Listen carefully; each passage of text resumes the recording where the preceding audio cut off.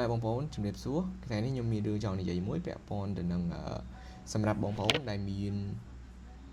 ចំណុច2ទី1គឺបងប្អូនធ្វើមេត្តាជាអ្នកធ្វើមេត្តាហ្មងទី1បងប្អូនធ្វើមេត្តាដើម្បីចាប់លុយនៅលើឱកាសហើយទី2គឺបងប្អូនធ្វើមេត្តាឬក៏ការផុសលក់ឬក៏ live លក់ផលិតផលអីជាដើមអញ្ចឹងខ្ញុំបែងចែកជា2ទី1គឺការផលិតមេត្តាដើម្បីចាប់លុយលើឱកាសឬក៏ហៅថាធ្វើការឲ្យ Facebook partner របស់ Facebook ទី2គឺការលក់ផលិតផលតាមរយៈការផុសវីដេអូការ live វីដេអូ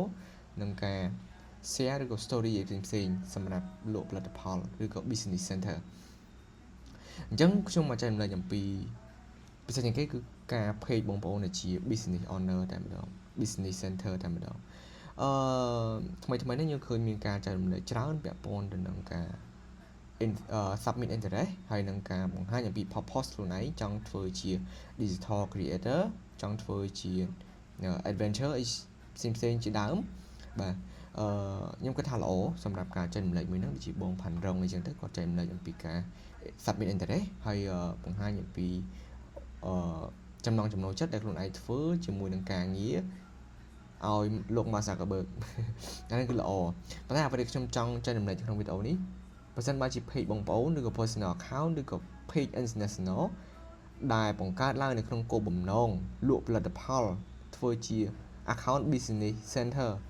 លក់ផលិតផលលក់ online លក់របស់របរផ្សេងៗទៀត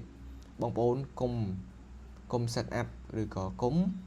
ស្នើសុំគឺកុំ submit interest ហ្នឹងធ្វើតាមរយៈដូច MMO បងប្អូនធ្វើអញ្ចឹងគឺមានន័យថាកំពុងតែផ្លាស់ប្ដូរ audience បងប្អូនពីមុនជាអ្នកទិញផលិតផលបងប្អូននៅប៉ុន្តែនៅពេលបងប្អូន submit interest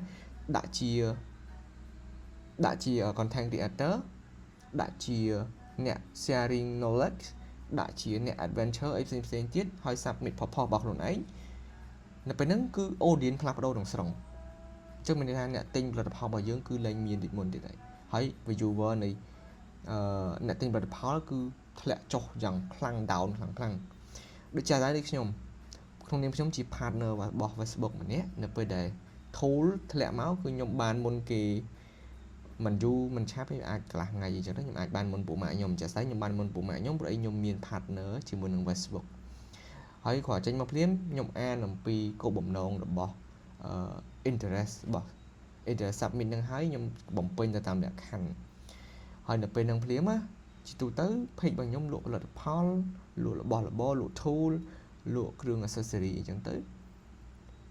អ្នកមើលចន្លោះពី 25k 27k ឬក៏ 30k 40k ប៉ុន្តែគាត់ submit ភ្លាម 1k view ក៏រត់បានផងអញ្ចឹងមានន័យថា audience ខ្ញុំផ្លាស់ប្ដូរទាំងស្រុងដោយសារអីផ្លាស់ប្ដូរ algorithm យើងមុនដំបូងផ្ដោតទៅលើការលក់ផលិតផល business center ប៉ុន្តែបន្តមកទៀតយើងផ្លាស់ប្ដូរទៅជា digital creator ផ្លាស់ប្ដូរទៅជាអ្នក sharing knowledge អីផ្សេងៗទៀតផ្លាស់ប្ដូរ audience ដែរតែពេលអញ្ចឹងខ្ញុំពិបាកចិត្តខ្លាំងមែនទែនប៉ុន្តែខ្ញុំនៅតែមានវិធីខ្ញុំអត់អស់ផ្លូវដើរទេបាទខ្ញុំនៅតែរកវិធីផ្សេងទៀតដើម្បីមកបំលែង audience របស់ខ្ញុំទៅជាអ្នក audience ដែលទិញផលិតផលរបស់ខ្ញុំវិញអញ្ចឹងសម្រាប់ចំណេញមកវិញសម្រាប់បងប្អូនដែលមាន personal account ឬក៏ page international ជាលក្ខណៈលក់ផលិតផលលក់របស់របរ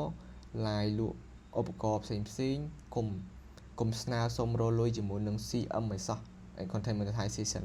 ឬក៏ស្នើសុំជា partner របស់ Facebook ឲ្យសោះប្រយ័ត្ន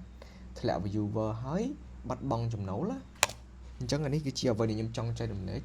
បើសិនបើជាបងប្អូនស្ដាប់ហើយយល់កុំភ្លេចជួយ like និង share ផងហើយនឹង subscribe ផងវីដេអូនេះខ្ញុំផុសនៅក្នុង YouTube មួយទៀតបាទអរគុណច្រើន